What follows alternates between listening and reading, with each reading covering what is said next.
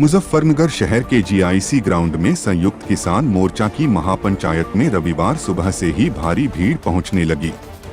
किसानों के लगातार उमड़ते सैलाब के आगे पुलिस प्रशासन बेबस खड़ा नजर आया।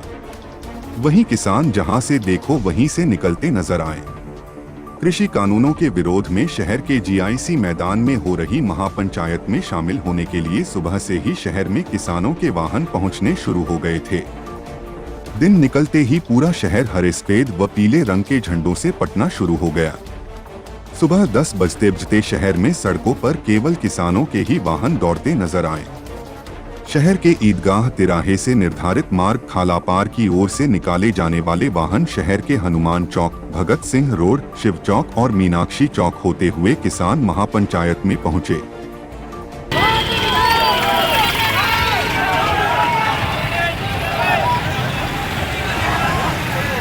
क्या नाम है ताऊ जी आपका? मेरा नाम कुंवर सिंह है। कुंवर सिंह जी, जो आप महापंचायत में गए थे, कैसे रहा महापंचायत? महापंचायत का कोई हिसाब नहीं, पब्लिक का कोई था नहीं थी वहाँ। मतलब कहने का ये है, प्रशासन ने तो हमारी वो करी है खूब। आवाज़ भी सुनी, आवाज़ बुलंद करी, वो जितना कुछ वो था मीडिया सब पे कंट्रोल, किसी की कोई नहीं बोलने चालने की वो, मतलब कहने का बस पब्लिक ही पब्लिक थी, हुआ कुछ नहीं। क्या मीडिया की एंट्री भी बंद की गई थी वहाँ? मीडिया की एंट्री करीब करीब बंद सी थी। हाँ, कितनी पब्लिक आ गई? कितनी पब्लिक कम से कम 8 लाख पब्लिक होगी, कम से कम। क्या नतीजा निकला किसान पंचायत? नतीजा तो अभी कुछ निकला ना। अभी क्या लगता है 2022 चुनाव में क्या फर्क पड़ने वाला है? फर्क तो सारा ही पड़ेगा, फर्क तो सारा ही पड़ेगा, इसमें कुछ शक ही नहीं है। अब क्या जनता पार्टी को पता पड़ जाएगा क्या होना है। क्या नाम है आपका? मेरा लक्ष्मण सिंह पाल है। लक्ष्मण जी, कैसा रहा महापंचायत में? महापंचायत में तो ये समझ लो वहाँ पब्लिक ही इतनी थी कि लोगों को बैठने की और जगह ही नहीं मिल पाई। बड़ा तगड़ा प्रोग्राम रहा। सही कैसी व्यवस्था रही जिला प्रशासन की, पुलिस प्रशासन? जिला प्रशासन ही क्या करता हो, तो हम स्वयं वहाँ अपने करने वाले थे। हमारे प्रशासन की हमें जरूरत नहीं है, सच्चाई तो ये है। हमारे किसान सब सक्षम है अपने काम के लिए, और वास्तविकता ये है कि सब उन्होंने संभाल भी रखा था। प्रशासन की हमें जरूरत नहीं, प्रशासन हमारे पक्ष में है कहाँ, सुन कहाँ रहा किसानों की। किसानों की तो प्रशासन सुन ही रहा, किसानों को तो काटने के चक्कर में लगा हुआ। किसान तो बर्बाद कर दिया सही मायने में इस सरकार ने। किसान से तो परेशान है सरकार, किसान तो इस सरकार में बिल्कुल परेशान है। क्या लगता है महापंचायत? बस इस बात से पता लग जाएगा, उन्हें खुद पता लग जाएगा ना सरकार को। सरकार ने खुद देख लिया, सरकार खुद जानकारी हो जाएगी अब क्या हुआ। क्या नाम है? मेरा नाम रकम सिंह फौजी, गांव ललसाना, डिस्ट्रिक्ट मेरठ है।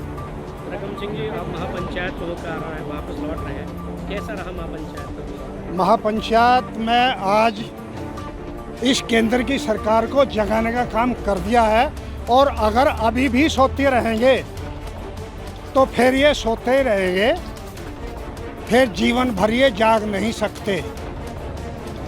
जैसे कि OROP पे तो हमने थोड़ा सा पैर पीछे हटा लिया था, लेकिन अब हमारे मरने और मारने की नौबत आ गई है। हम मर सकते हैं, लेकिन अब हम जितने कानून वापस नहीं होंगे, तीनों कानून, और MSP का गारंटी चोला नहीं परा दिया जाएगा, कानूनी जामा, इतने हम उसको बिल्कुल भी अपने धरने को समाप्त नहीं करेंगे। क्या लगता है 9 महीने से ज़्यादा हो गए किसान आंदोलन के चलते, इस पंचायत का क्या असर पड़ेगा? इस पंचायत से अब ये तो देखिए, केंद्र सरकार को आज अपने आप ही तो पैर हल्के होंगे कि अब करें तो क्या करें, क्योंकि जितना भी उत्तर प्रदेश का और हरियाणा और राजस्थान, पंजाब का जितना भी किसान बॉर्डर पे अब तक जमा हुआ है, उससे 3 गुना किसान शायद आपने नोट करा होगा। मीडिया तो महसूस करता है, हर चीज़ को नोट करता है। लगभग कितनी भीड़ थी वहाँ? ये मैं क्या बता सकता हूँ, लेकिन आज लाखों लाख में मन खुश हो गया। अभी क्या लग रहा है 2022 चुनाव में क्या असर पड़ने वाला है? ये तो पड़ गया, ये तो पड़ गया। जब राजस्थान तक का आदमी हमारे समर्थन में कूद गया, और मैंने महसूस कराया कि गुजरात का भी आदमी, मेवाड़ का आदमी, जब मेवाड़ का आदमी नागालैंड, मिजोरम में हमें मिल सकता है, तो आज हमें यहाँ भी मिल गया, तो हमें खुश हो गए कि भाई हाँ। महापंचायत के जरिए क्या मांग की गई सरकार से? महापंचायत से हमने यही मांग करी है, ये तो वक्ता ही बताएंगे हमारे, क्योंकि मैं कल शाम को पहुंच नहीं सका किसी कारणवश, नहीं तो मंच साझा करता।